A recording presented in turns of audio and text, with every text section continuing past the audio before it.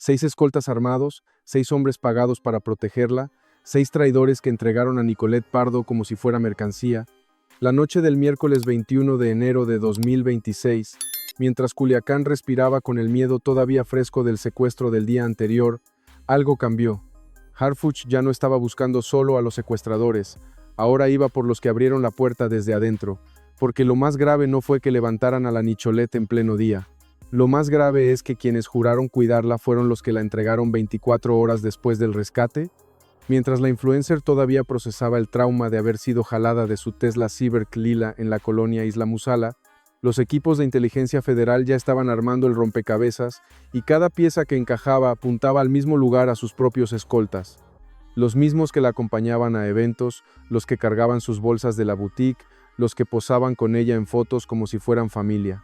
Esos mismos le enviaban coordenadas en tiempo real a los gatilleros de Iván Archibaldo. La investigación arrancó con lo obvio, el Tesla. Ese Cyberk lila que se volvió símbolo involuntario de todo este caso, tenía más secretos de los que cualquiera imaginaba. Las cámaras integradas del vehículo grababan todo siempre, y cuando los peritos forenses extrajeron las imágenes de esa mañana del 20 de enero, lo que vieron los congeló. 30 segundos antes del levantón, uno de los escoltas de Nicolette sacó su celular, lo apuntó hacia la calle y escribió algo. Luego guardó el teléfono y se hizo a un lado, justo a un lado. Cuando los sicarios bajaron de las camionetas y rompieron la ventana del Tesla, ese mismo escolta no disparó, no gritó, no hizo nada, solo observó como si supiera exactamente qué iba a pasar, como si llevara días esperando ese momento. Los analistas revisaron el video cuadro por cuadro y el detalle era devastador. El hombre ni siquiera fingió sorpresa. Su lenguaje corporal era el de alguien que está cumpliendo un guión. Pero las cámaras del Tesla no fueron la única fuente. Nicolette, todavía en shock, pero decidida a que esto no quedara impune, comenzó a hablar y lo que dijo abrió una caja de Pandora que nadie esperaba. Ella recordó detalles que en su momento no le dieron importancia, pero que ahora cobraban sentido. Uno de sus escoltas le había preguntado 3 veces esa mañana qué hora saldría de su boutique. Otro insistió en que tomara una ruta específica, más larga, más expuesta, y un tercero le pidió que no llevara al chofer de confianza que él manejaría. Todos esos detalles que en el momento parecían inocentes eran en realidad señales de algo mucho más oscuro. Estaban preparando el terreno, estaban asegurándose de que todo saliera perfecto para los secuestradores, y lo lograron hasta que Harfuch y su equipo los alcanzaron. Los teléfonos decomisados a los secuestradores capturados el día anterior fueron la última pieza del rompecabezas. Cuando los especialistas en ciberinteligencia lograron acceder a los mensajes cifrados, lo que encontraron fue una conversación que no dejaba lugar a dudas. Mensajes de WhatsApp entre los gatilleros y números que al ser rastreados correspondían a los celulares personales de los escoltas de Nicolette, coordenadas GPS enviadas en tiempo real, fotos de la ubicación exacta del Tesla, mensajes como ya salió, y va por la ruta que dijimos, y el más escalofriante de todos está sola. Es el momento, no era una operación improvisada, era una ejecución perfecta o casi perfecta porque Harf ya estaba 3 pasos adelante. Para la noche del 21, el equipo de inteligencia federal ya había identificado a los traidores. 6 nombres, 6 domicilios, 6 objetivos. Y la orden fue clara. Operativo simultáneo, 0 margen de error. A las 9:42 de la noche, helicópteros Black Hawk despegaron de la base militar en Culiacán. El sonido de las aspas cortando el aire nocturno era inconfundible. Los vecinos de Isla Musala, la sindicatura del Salado y zonas aledañas salieron a sus ventanas. Sabían que cuando esos helicópteros vuelan bajo, algo grande está por pasar, y tenían razón. Drones térmicos sobrevolaban cada una de las casas marcadas. Las imágenes en tiempo real llegaban directamente al centro de comando donde Harf coordinaba cada movimiento. En las pantallas se veían figuras humanas moviéndose dentro de las viviendas, algunos todavía despiertos, otros ya en cama. Ninguno sabía lo que se les venía encima. Los equipos élite, gafes y elementos de la Guardia Nacional se posicionaron en silencio. Chalecos tácticos, armas largas, cascos con visión nocturna esperaron la señal, y cuando llegó fue como si una tormenta cayera sobre 5 puntos de Culiacán al mismo tiempo. Las puertas no aguantaron ni 3 segundos. Arietes hidráulicos, patadas coordinadas, entradas explosivas, los gritos de al suelo, resonaban en cada domicilio mientras los ocupantes, todavía en pijama o ropa casual, eran sometidos contra el piso, las manos esposadas a la espalda, las caras presionadas contra las baldosas frías. No hubo resistencia, no podía verla. El operativo fue tan rápido y contundente que ni siquiera tuvieron tiempo de reaccionar. En la primera casa, ubicada en una zona residencial de clase media, los agentes encontraron algo que confirmó todas las sospechas.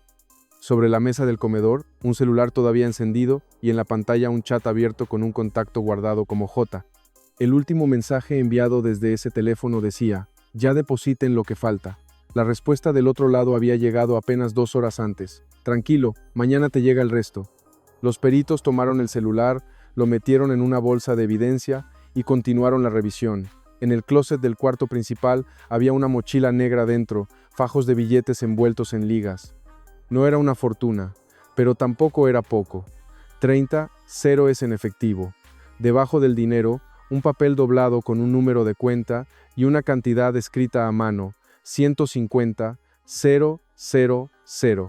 ¿Cuánto vale la vida de alguien? ¿Cuánto vale la confianza? Para estos hombres, 180,000 pesos fueron suficientes para traicionar a la persona que les pagaba por protegerla. En la segunda casa, en una colonia más popular, el hallazgo fue todavía más directo. Una libreta de contactos abierta sobre una mesa de noche. En una de las páginas escritas a mano estaban las rutas que Nicolette tomaba diariamente: hora de salida, hora de llegada, puntos donde solía detenerse. Todo estaba ahí, como un manual de operaciones para cualquiera que quisiera interceptarla. Y si alguien pensaba que esto era obra de la casualidad, lo que encontraron en el cajón de esa misma mesa acabó con cualquier duda. Un segundo celular, un burner, de esos que se usan para actividades que no quieres que te rastreen. Y en ese celular un grupo de WhatsApp llamado Trabajo con mensajes que podrían servir como prueba en cualquier tribunal del mundo. ¿Ya confirmaron la hora?, decía uno. Sí, sale a las 10:15 como siempre, respondía otro. ¿Cuántos van con ella?, preguntaba un tercero. Solo 2, los otros pidieron el día, confirmaba el escolta traidor. Cada mensaje era una puñalada más profunda. Cada palabra era una prueba irrefutable de que no estaban ahí para proteger, estaban ahí para entregar. Y lo peor es que lo hacían con una naturalidad escalofriante, como si estuvieran organizando una comida, no un secuestro. En la tercera casa, los peritos encontraron algo todavía más incriminatorio: un cuaderno escolar de esos que usan los niños en la primaria. Pero este cuaderno no tenía tareas de matemáticas ni dibujos. Tenía anotaciones detalladas de los movimientos de Nicolette durante los últimos 3 meses, fechas, horarios, rutas alternas, nombres de personas con las que se reunía. Era un registro meticuloso de su vida. Y lo que más impactó a los investigadores fue una sección del cuaderno donde uno de los escoltas había dibujado un mapa a mano con marcadores de colores. Rojo para las zonas donde Nicolette pasaba más tiempo, azul para las rutas habituales y verde para los puntos donde, según él, sería más fácil interceptarla. Uno de esos puntos verdes era exactamente donde la levantaron. El hombre había planeado esto con una precisión que daba miedo. En la cuarta casa, el hallazgo fue más tecnológico. Los agentes decomisaron un dron comercial de los que se usan para grabar videos, pero en la memoria de ese dron había algo que nadie esperaba. Grabaciones aéreas de la boutique de Nicolette, de su casa, de los lugares donde solía desayunar, todo filmado desde el aire con una calidad que permitía ver incluso las placas de los vehículos. El escolta lo había usado para hacer reconocimiento del terreno, para identificar rutas de escape, para calcular tiempos y distancias. Y lo más perturbador es que algunas de esas grabaciones estaban fechadas apenas una semana antes del secuestro. No había improvisación aquí, había planificación fría, calculada, profesional. En la quinta casa, ubicada en una zona más alejada del centro, los agentes se encontraron con una resistencia que no esperaban. Al entrar por la fuerza, el escolta detenido intentó correr hacia el patio trasero. Los gafes lo sometieron antes de que llegara a la puerta, pero el intento de huida confirmó que había algo importante en esa casa. Y efectivamente, en el patio, enterrado bajo una jardinera de cemento, encontraron una bolsa de lona sellada herméticamente. Dentro había 120,000 pesos en efectivo, un teléfono satelital de los que usan los narcotraficantes para evitar rastreos y un USB con archivos encriptados que tardaron horas en descifrar. Cuando finalmente lograron acceder al contenido del USB, lo que vieron los dejó sin palabras. Vídeos tomados con cámaras ocultas dentro de la boutique de Nicolette. Imágenes de ella probándose ropa, atendiendo clientes, hablando por teléfono. Todo grabado sin su consentimiento, todo enviado a los contactos del cártel para que supieran exactamente qué estaba haciendo en cada momento. En la sexta y última casa, el operativo fue diferente. Cuando los agentes entraron, el escolta detenido estaba sentado en su sala viendo televisión, como si no tuviera nada que temer. No intentó huir, no resistió, simplemente levantó las manos y se dejó esposar. Esa calma resultó más inquietante que cualquier resistencia violenta, y cuando registraron la casa, entendieron por qué. El hombre había borrado todo. No había celulares comprometedores, no había cuadernos con anotaciones, no había dinero escondido, había limpiado todo rastro de su participación en el secuestro, o al menos eso creía, porque lo que no sabía es que los especialistas en ciberinteligencia ya habían rastreado todas sus comunicaciones desde los servidores de WhatsApp. Cada mensaje que había borrado, cada foto que había eliminado, cada coordenada que había compartido, todo estaba respaldado en la nube, y cuando le mostraron las pruebas, su rostro de serenidad se derrumbó. Se dio cuenta de que no había forma de escapar, de que la tecnología lo había traicionado tanto como él había traicionado a Nicolette. Los 6 escoltas fueron trasladados esa misma noche a instalaciones de alta seguridad en la Ciudad de México. No los dejaron en Culiacán. Harfuch sabía que mantenerlos en Sinaloa sería un riesgo. El cártel podría intentar rescatarlos, amenazar a testigos o comprar autoridades locales. Por eso los subieron a un avión militar y los sacaron del estado antes de que amaneciera. Y ahí, en celdas separadas, sin contacto entre ellos, comenzaron los interrogatorios. Y lo que dijeron en esos interrogatorios es lo que terminó de armar todo el rompecabezas. El primero en hablar fue el más joven, un escolta de apenas 24 años que había sido contratado solo 3 meses antes del secuestro. Según su testimonio, fue reclutado directamente por uno de los escoltas más antiguos, el mismo que después resultó ser el líder del grupo traidor. Le ofrecieron 30,000 pesos solo por compartir información básica. Horarios, rutas, hábitos de Nicolette. Me dijeron que era para protegerla mejor, que necesitaban conocer sus movimientos para anticipar riesgos, declaró entre lágrimas. Yo creí que era parte del trabajo, no sabía que estaban planeando levantarla, pero lo que empezó como información simple escaló rápido. A las 2 semanas le pidieron que instalara una aplicación en su celular que compartía su ubicación en tiempo real. Le dijeron que era para coordinarse mejor con el equipo. Él aceptó. Y con eso, sin saberlo, le dio al cártel acceso directo a cada movimiento de Nicolette. El segundo en confesar fue el líder del grupo, un exmilitar de 38 años con 15 años de experiencia en seguridad privada. Este hombre no lloró, no mostró arrepentimiento. Habló con una frialdad que heló la sangre de los investigadores. Nos ofrecieron 180,000 pesos a cada uno, 30,000 adelantados y el resto después del trabajo. En este país, con un sueldo de escolta de 12,000 pesos al mes, esa cantidad es imposible de rechazar, dijo sin parpadear, y luego agregó algo que dejó claro su nivel de cinismo. Nicolette tiene dinero, tiene contactos, sabíamos que la iban a soltar rápido. No era para matarla, solo para mandarle un mensaje a la gente con la que andaba. Nosotros solo éramos intermediarios. El tercero en declarar fue el escolta que había dibujado el mapa en el cuaderno escolar, un hombre de 42 años, padre de 3 hijos, que según sus vecinos era tranquilo y responsable. Pero en el interrogatorio reveló un perfil completamente distinto. Confesó que había trabajado antes para el cártel como informante dentro de otras empresas de seguridad. Nicolette no era su primera víctima. Había participado en al menos 2 levantones anteriores, facilitando información sobre empresarios y comerciantes. Es un negocio, dijo sin inmutarse. Tú consigues la información, ellos hacen el trabajo y todos ganan. Bueno, todos menos el que levantan. Esa declaración fue especialmente impactante porque reveló que la infiltración de escoltas traidores en Sinaloa no es un caso aislado. Es una estructura organizada, repetitiva, sistemática. El cuarto detenido fue el que había operado el dron para grabar las ubicaciones de Nicolette, un hombre de 30 años con estudios técnicos en electrónica. Admitió que había sido contactado específicamente por sus habilidades con tecnología. Me buscaron porque sabían que podía hacer cosas que otros escoltas no podían. Grabar desde el aire, hackear cámaras de seguridad, clonar señales de GPS. Yo pensé que iba a ganar dinero fácil por hacer lo que ya sabía hacer. No pensé en las consecuencias, pero cuando le preguntaron si se arrepentía, su respuesta fue evasiva. Arrepentirse no sirve de nada. Ya estoy aquí, ya me atraparon. Ahora solo quiero que mi familia no pague por lo que hice yo. El quinto en declarar fue el escolta que intentó huir por el patio trasero, un hombre de 35 años con antecedentes penales por robo menor, aunque había limpiado su récord para poder trabajar en seguridad privada. Confesó que había sido amenazado por el cártel después de negarse inicialmente a participar.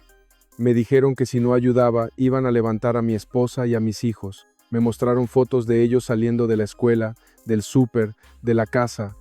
Me dejaron claro que no tenía opción, pero los investigadores descubrieron algo que contradecía su versión. En su cuenta bancaria había depósitos por 45,000 pesos en las semanas previas al secuestro. No solo lo habían amenazado, también lo habían comprado. Y cuando le mostraron las pruebas, admitió la verdad. Sí, me pagaron, pero también me amenazaron. Las dos cosas pueden ser ciertas al mismo tiempo. El sexto y último detenido, el que estaba viendo televisión cuando lo capturaron, resultó ser el más peligroso de todos. Un hombre de 45 años con conexiones directas dentro del cártel de Sinaloa. Según las investigaciones, él era el enlace principal entre los escoltas y los gatilleros.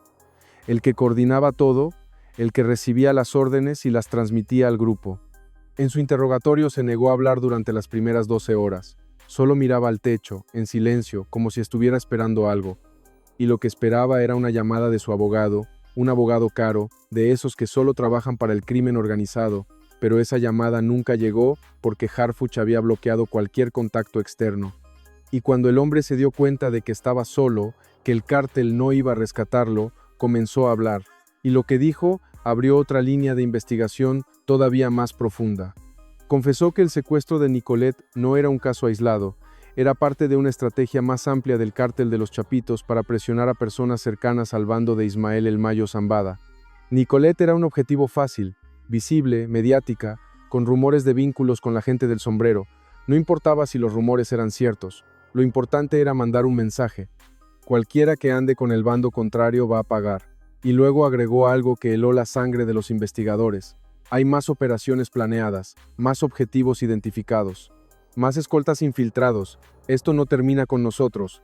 Esa declaración obligó a las autoridades a acelerar investigaciones paralelas. Si había más escoltas comprometidos trabajando en otras empresas de seguridad, había que identificarlos antes de que facilitaran otro secuestro. Y así comenzó un operativo de inteligencia a gran escala para revisar las nóminas de las principales empresas de seguridad privada en Sinaloa, cruzar información con bases de datos criminales, rastrear movimientos bancarios sospechosos y entrevistar a empleadores que hubieran contratado escoltas en los últimos 6 meses. Porque si algo dejó claro este caso, es que el problema no es solo de 6 hombres traidores, el problema es estructural. Es un sistema de infiltración que el crimen organizado ha perfeccionado y que está operando en múltiples niveles. Ahora bien, mientras todo esto ocurría en las celdas de interrogatorio, afuera la historia se volvía viral. Las redes sociales explotaron con teorías, acusaciones y especulaciones. Algunos defendían a Nicolette, otros la señalaban por sus supuestos vínculos con el narcotráfico, pero lo que nadie podía negar era la gravedad de la traición. 6 hombres pagados para protegerla la habían entregado como si fuera mercancía. Y eso, independientemente de quién sea Nicolette o qué vínculos tenga, es algo que no puede normalizarse. Porque si los escoltas pueden ser comprados, si las empresas de seguridad están infiltradas, si el crimen organizado puede colocar gente dentro de las casas, de las oficinas, de las vidas de cualquiera, entonces nadie está seguro. Y eso nos lleva a una pregunta fundamental. ¿Cómo es posible que 6 escoltas con antecedentes cuestionables hayan sido contratados para proteger a alguien? La respuesta, según expertos en seguridad privada, es simple y aterradora a la vez. En México, la regulación de las empresas de seguridad es débil, fragmentada y fácil de evadir. No existe un sistema nacional unificado que obligue a las empresas a verificar antecedentes con rigor. Muchas se limitan a pedir una carta de no antecedentes penales que se puede falsificar o conseguir mediante sobornos. No hacen exámenes psicológicos profundos, no cruzan información con bases de datos de inteligencia y mucho menos investigan el entorno social de sus empleados. Contratan rápido porque el negocio lo exige. Y en ese apuro, abren la puerta a gente que no debería estar armada, mucho menos cerca de personas vulnerables. En el caso de Nicolette, los 6 escoltas detenidos trabajaban para una empresa de seguridad que opera en Culiacán desde hace más de una década. Una empresa con buen nombre, con clientes importantes, con reputación aparentemente sólida, pero cuando las autoridades revisaron sus registros internos, descubrieron algo alarmante. De los 45 escoltas que la empresa tenía en nómina, al menos 12 tenían vínculos indirectos con el crimen organizado. Familiares detenidos por narcotráfico, domicilios en zonas controladas por el cártel, cuentas bancarias con depósitos inexplicables, y la empresa lo sabía, o al menos debería haberlo sabido si hubiera hecho su trabajo de verificación correctamente. Pero no lo hizo porque en este negocio la prioridad no es la seguridad, es la ganancia. Mientras más escoltas tengan, más contratos pueden firmar, más dinero pueden cobrar.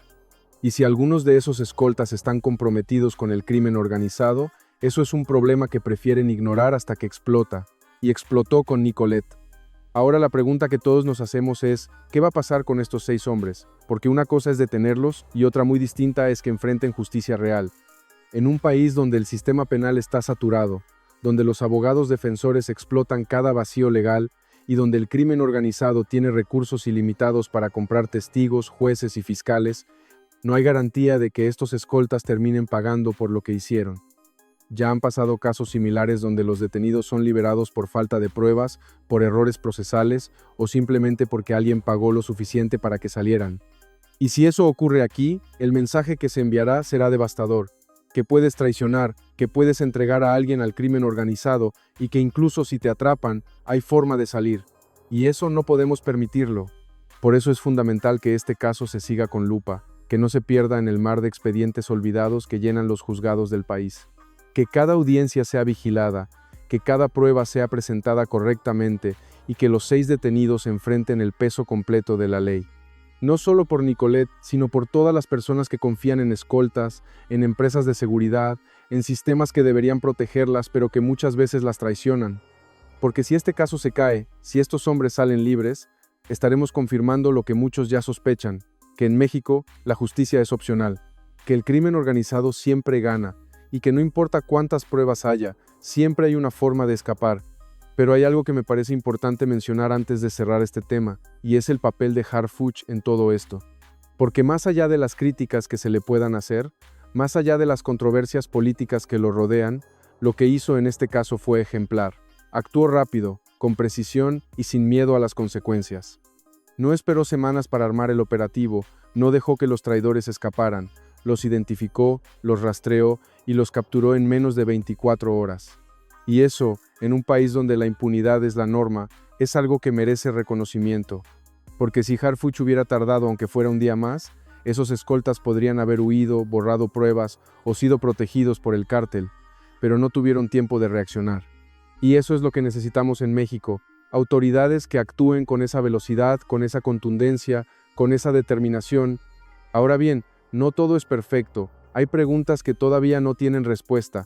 ¿Por qué Nicolette tenía escoltas de una empresa con vínculos tan cuestionables? ¿Quién le recomendó esa empresa? ¿Había señales previas de que algo estaba mal? Y sobre todo, ¿por qué el cártel eligió este momento específico para mandarle un mensaje a través de ella? Porque como ya mencioné antes, el secuestro no fue por dinero. Fue un mensaje que dice, cualquiera puede caer. No importa quién seas, si andas con el bando equivocado, te vamos a alcanzar. Y ese mensaje no solo iba dirigido a Nicolette, iba dirigido a todos los que están en su círculo social. Empresarios, influencers, políticos locales, todos los que de alguna forma están conectados con la guerra entre cárteles que sigue desangrando Sinaloa. Y esa guerra no muestra signos de detenerse. Al contrario, cada día se vuelve más compleja, más violenta, más impredecible. Porque ya no solo se trata de territorios o rutas de tráfico. Ahora es personal, es venganza, es orgullo, es poder. Y en ese contexto, personas como Nicolette se vuelven piezas en un tablero donde ellas ni siquiera sabían que estaban jugando. Y lo más triste es que no será la última. Habrá más levantones, más mensajes violentos, más víctimas que pagan por guerras que no son suyas. Y mientras el gobierno federal y los gobiernos estatales no logren coordinarse para desmantelar estas estructuras criminales desde la raíz, esto va a seguir pasando. Pero volvamos a lo que nos compete en este video. Los 6 escoltas detenidos, la evidencia decomisada y una red criminal expuesta ante todo el país. Pero queda mucho por hacer. Todavía hay nombres por investigar, todavía hay cuentas bancarias por rastrear, todavía hay vínculos con empresas fantasma que podrían estar lavando dinero a través de negocios como la boutique de Nicolette. Y todavía hay que responder la pregunta más importante de todas. ¿Cuántos escoltas traidores más están operando en este momento en México? porque si algo nos enseñó este caso, es que el peligro no siempre viene de afuera. A veces está justo a tu lado, con credencial, con uniforme, con arma, esperando la señal para traicionarte. Y eso es lo más aterrador de todo, que no puedes confiar ni siquiera en las personas que contratas para protegerte. Entonces, ¿qué hacemos? ¿Cómo nos protegemos? ¿Cómo sabemos en quién confiar? No hay respuestas fáciles, pero hay algo que sí podemos hacer. Exigir que las empresas de seguridad privada pasen por filtros mucho más estrictos, que cada escolta sea verificado con pruebas de confianza reales, que se cruce información con bases de datos criminales, que se investigue su entorno familiar y social, y que ante la menor duda no se le dé acceso a la vida de nadie. Suena obvio, ¿verdad? Pero en la práctica no se hace. En la práctica, muchas empresas de seguridad contratan a cualquiera que sepa usar un arma y que acepte el sueldo. No hay verificación, no hay seguimiento. Y así terminamos con casos como el de Nicolette, donde 6 hombres armados estaban más cerca del cártel que de la persona que debían proteger. Ahora bien, hay algo que todavía no hemos tocado y que es fundamental para entender la magnitud de esta traición. Los escoltas de Nicolette no actuaron solos en el vacío. Detrás de ellos había toda una estructura de reclutamiento que los conectó con el crimen organizado.